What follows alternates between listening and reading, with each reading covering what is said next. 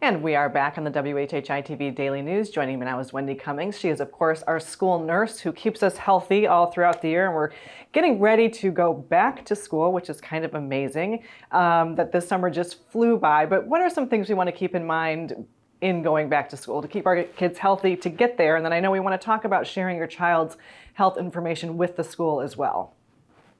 Yes. So, this is a very busy time for parents, and whether they are doing an online electronic collection system where they enter all of the health information and the forms online, or if they are still paper and pen where they're signing forms and getting them in, it is a busy and often frustrating time for families, Right. especially with multiple children, if you have multiple children in multiple schools. But it is a very important step. We, as your school nurse, and if you don't have a school nurse, whoever is taking care of the children at the school day, think about this. We are with your children more waking hours of the day than most parents. Right. So we need all the information we can garner to be able to take the best possible care of your child, should they need care while they are in our hands. So getting that information is crucial. If we don't have it, then we don't know. Right. Sometimes parents will say, well, I don't want my child to be labeled, so I'm not going to put that on their record. Know that as nurses, as healthcare professionals, we are bound by confidentiality. And so that information that you give us, for the most part, is confidential. Of course, allergies, EpiPens, the need for things like that, of course, we share with our teachers and our coaches. But the other information is kept confidential, and truly it is helpful for the nurse or the healthcare professional at your school to know everything that you can possibly give them. And so when we are talking about everything they can possibly know, first of all, when is the best time? I'm assuming right at the beginning of the school year, if not before, is the best time to get that information to the school. But then what really specifically are you looking for in terms of comprehensive information for that child? So, of course, the state requires every school to have up-to-date immunization records. Right. On a South Carolina form. So that is something that families will want to get.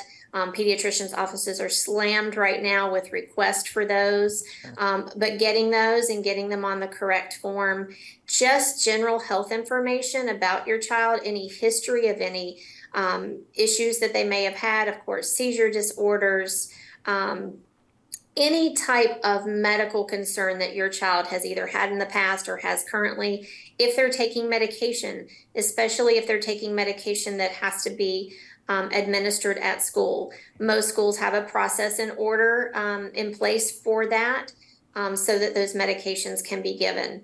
Often when schools are taking field trips, a certain amount of that emergency health information and emergency contact information goes with that child. I don't like to send any teacher away from our campus without having access to that emergency information should something happen off campus.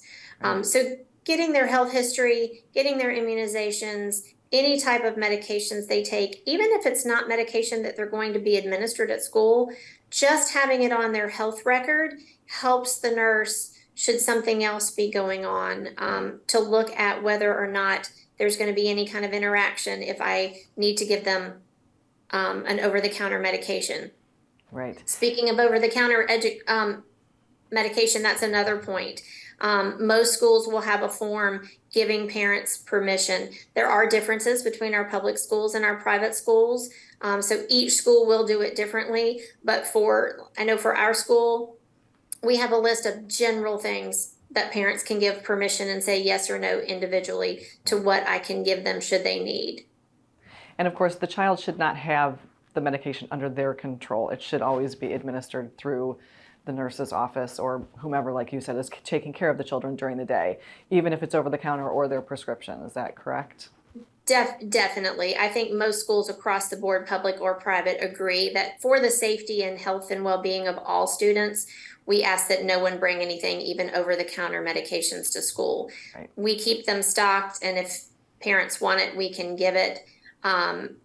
There are exceptions where students with EpiPens, AVQs, and inhalers, we will have self-administration, and their physician has given us those forms saying that they are able to self-administer.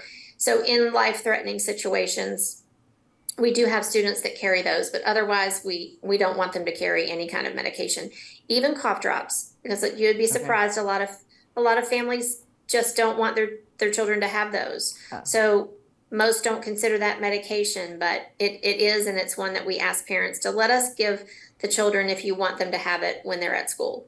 Well, Wendy, it's always fantastic information. Thank you for keeping us up to date on all things keeping our kids healthy, and here's to a healthy school year.